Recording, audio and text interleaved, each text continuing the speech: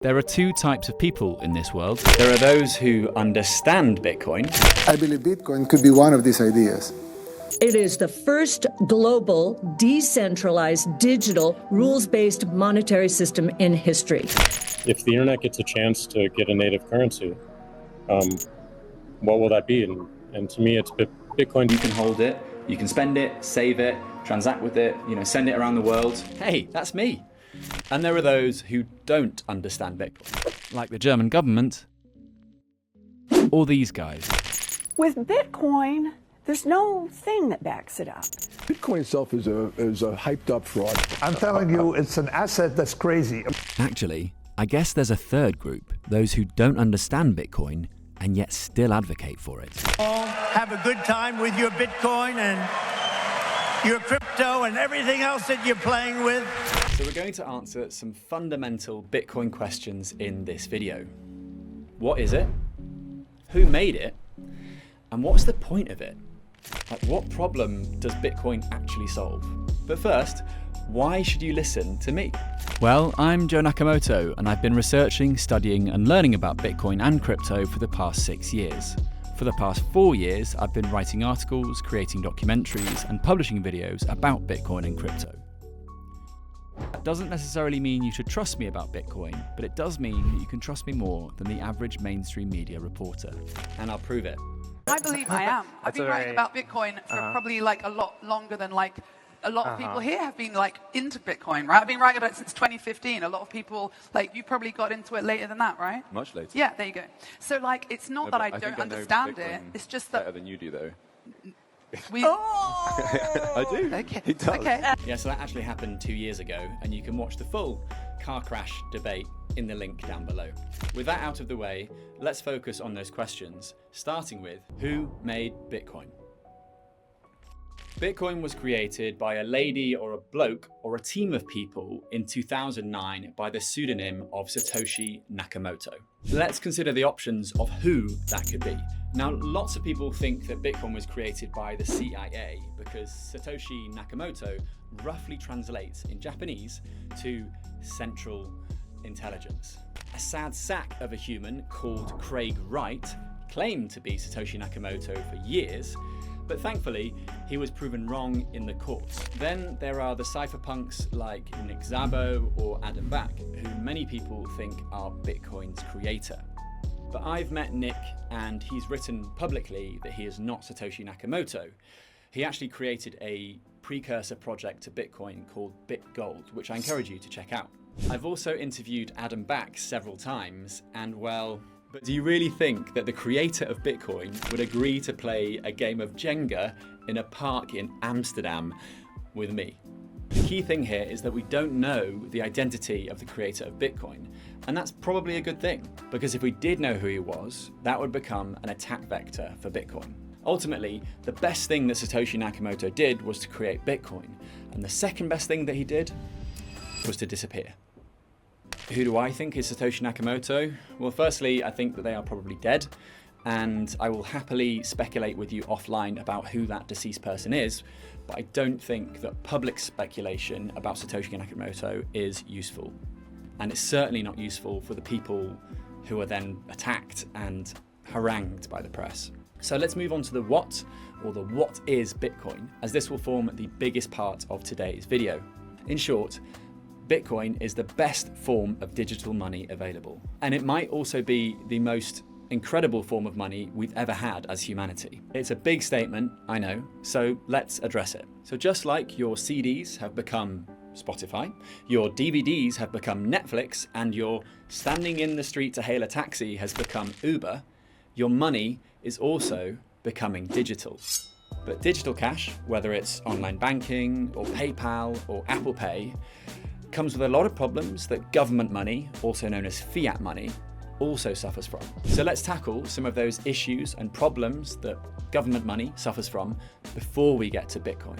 So the first thing is that we use pounds, dollars, euros, and all sorts of other fiat currencies, like these ones that I've collected from around the world. We use them without understanding how they work and what their shortfalls are. So the biggest lesson to understand with fiat money is that it comes with inflation baked in. Your money is worth less and less year on year by design as more and more of that money is created. I'll explain. Banks and governments create more and more money so that you will spend and move more money around. This is Economics 101, and I know this because I sat economics for 2 years at Edinburgh University. The problem is that central banks are just not very good at predicting that inflationary percentage correctly, nor where that newly minted money goes. In fact, they're increasingly bad at it. That's why a Freddo chocolate bar cost 10p when you were a child and 49p today. And it's bloody smaller. Or if you're American, a Big Mac cost $2.24 in the year 2000, and today it costs more than double that. And it's also bloody smaller. However, wages have remained historically low in face of these rising prices for goods and services, also known as inflation. So you have to either earn loads more money or save loads more money to beat those rising inflation rates. But it's not quite that simple. Even if you're saving money, those savings are being inflated away. The best thing to do in this environment is not to try to just earn more or save more, but it's actually to get closer and closer to the source of the money creation. This is known as the Cantillon effect, and we'll come to it in another video. So you might not know what this is, but you're actually already seeing it play out in popular culture. I'm looking for a man in finance. And in house prices, which are getting increasingly out of reach and way more expensive as they become financialized. Another impact of higher levels of inflation, as well as the Cantillon effect, is that retirement seems increasingly out of reach, much like housing. Because that pot of money that you save for years and years and years, well, when you get there, its purchasing power has decreased massively, as we'll see from this clip in Cuba. Mis padres tenían un dinero ahorrado en el banco con la intención de comprarse una casa.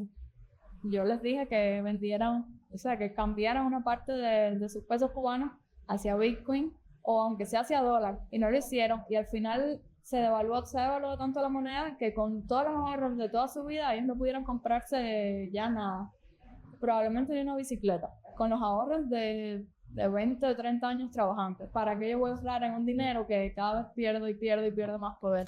Of course, this is a very extreme example, but lots of countries end up down this path because fiat money has inflation baked in, and fiat money is managed and controlled by people, and people, we make mistakes. And that segues us on to one of the most bizarre and strange issues with fiat currency. It's that it's all built on trust. It's not backed by rocks or guns or gold, it's backed by this collective belief that we think that it's going to work. We all buy into this collective illusion that because this piece of paper has an old dead person's face on it, it's worth $5 Canadian.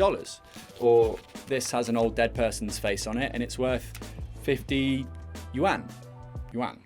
Fortunately, humans are great at trusting one another, and we're really good at blindly trusting in theories and ideas that can sometimes be disproven. Hello, flat earthers. But sadly, humans aren't great at creating systems that create really good outcomes for everyone involved, and yet we still try. Hello, communism. So when it comes to the creation of money and the management of money, also known as central banking, we are reliant on humans we don't know, but we implicitly trust, to make good decisions to further that implicit trust. And in short, without our collective belief and our collective trust in that system, the system falls into disarray. Furthermore, digital fiat money also comes with KYC, or Know Your Customer requirements, which in the West are relatively easy to fulfill. Well, that's if you're okay with the evident privacy concerns of sharing a lot of your personal information with banks and credit card companies. But in emerging markets, sometimes known as the Global South, hundreds of millions of people cannot get a bank account, and so they can't store their money relatively safely because they can't prove their date of birth or where they live, and they can't access the necessary guarantors to be able to open a bank account in the first place. So they will always be unbanked. I mean, how are you supposed to prove where you live when your street number doesn't exist, your house doesn't have a number, your street doesn't have a name, and you live in a great big shack or a slum. To recap, fiat money requires trust, it is far too easy to create and therefore inflate, it discriminates due to know your customer requirements as well as country borders, and of course it is centralized. Okay, so by now you probably have a good idea of why fiat money and digital fiat money in particular sucks. And I've got to say that was actually quite cathartic for me, so thank you very much for listening along as I rant. But now we're going to come to the part where I hope to address some of the solutions that Bitcoin proposes to these problems.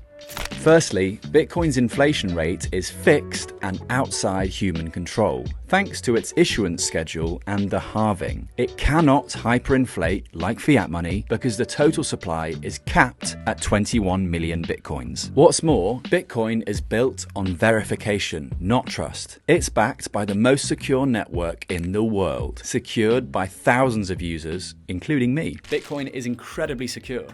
You won't get a credit card or data leak from the banking service that you use in the Bitcoin world, because with Bitcoin, well, firstly, there's no information shared by you, it's pseudonymous, but secondly, Bitcoin has never ever been hacked.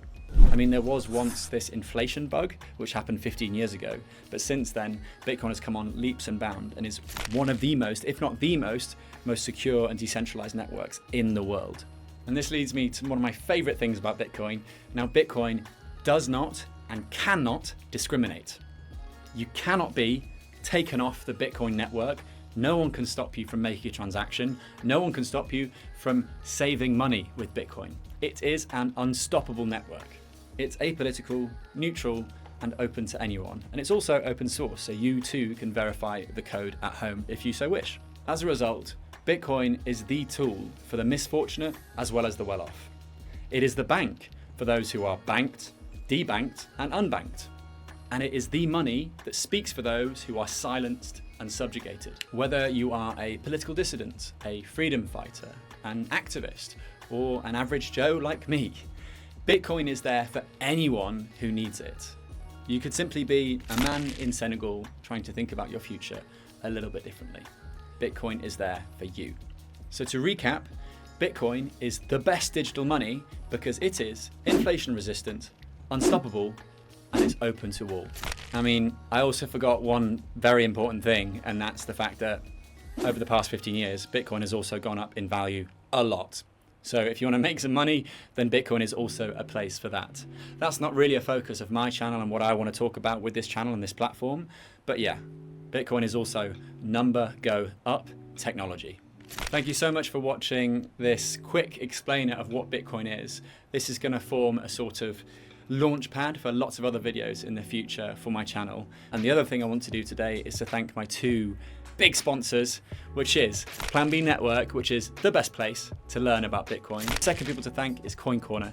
Coin Corner is a UK-based Bitcoin exchange. I would also like to thank BitKit Wallet. BitKit is the best self-custodial Lightning wallet. Check out BitKit. Thanks again for watching.